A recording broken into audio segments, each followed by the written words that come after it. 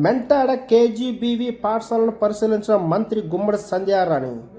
విజయనగరం జిల్లా మెంటాడ మండల కేంద్రంలో ముంపుకు గురి అయిన కేజీబీవీ పాఠశాల ప్రాంతాన్ని మంత్రి గుమ్మడి సంధ్యారాణి బుధవారం పరిశీలించారు.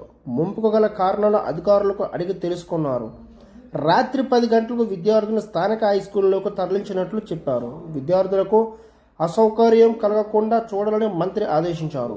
అనంతరం పునరావాస కేంద్రాలను పరిశీలించి విద్యార్థులతో మాట్లాడి సమస్యలు అడిగి తెలుసుకున్నారు. ఈ కార్యక్రమంలో ఎంపీడీఓ భానుమూర్తి, తహసీల్దారు మరడన అరుణ్ కుమారి, తెలుగుదేశం పార్టీ మండల అధ్యక్షులు చలమూరి వెంకట్రావు, గెద్ద అన్నవరం, గొర్రె ముసలనాడు, సిఐజీవీవి వెంకటరమణ, ఎస్ఐ సీతారాం, అధికారులు, నాయకులు తదితరులు పాల్గొన్నారు.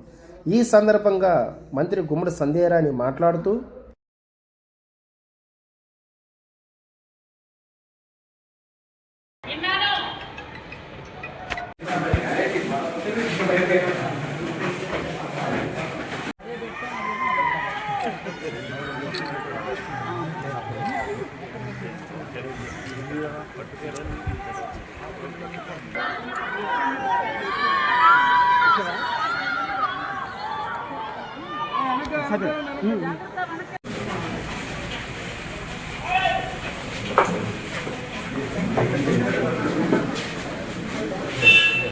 మీరు మార్నింగ్ లేవగానే ఏం చేస్తారు చెప్పండి? నాకు ఎన్ని గంటలు లేస్తారు?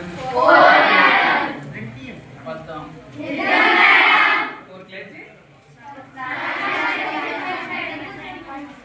బ్రష్ చేసుకొని అంటే మీ మార్నింగ్ థింగ్స్ ఏమైనా చేసేసి స్నానం చేయాలి ముందు. ఓకే, ఫ్రెష్ అప్ అయిపోయి. నమస్కారం. తుఫాన్ కారణంగా గత 2 రోజుల నుంచి పాఠశాలలు సెలవులు ఇవ్వడం జరిగింది. ఇది థర్డ్ డే. 3 రోజులుగా స్కూల్స్ అన్నీ సెలవులు. అలాగే అంగన్వాడీ సెంటర్స్కి 4 రోజులు సెలవులు ఇచ్చాం. పిల్లలందరూ సురక్షితంగా ఉండాలి అన్నది ప్రభుత్వ లక్ష్యం. అలాగే రైతులందరికీ కూడా బయటకు వెళ్ళొద్దు అని చెప్పడం జరిగింది. అలాగే వాళ్ళు బాధపడొద్దు, భయపడొద్దు.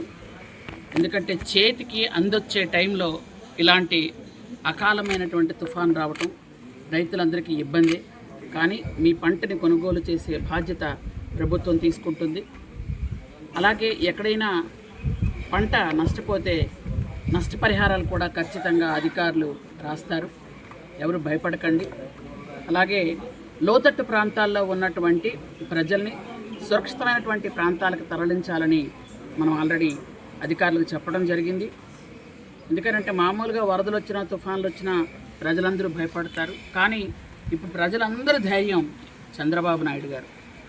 ఎలాంటి తుఫానైనా, ఎలాంటి విపత్కర పరిస్థితులైనా, ఎటువంటి కష్టకాలంలో నైపుణ్యంతో, చాకచక్యంతో, చాలా విజ్ఞానంతో వ్యవహరిస్తూ ప్రజలకు ఎవరికి కష్టం లేకుండా చేయటమే మొదటి నుంచి చంద్రబాబు నాయుడు గారి తాలూకా లక్ష్యం.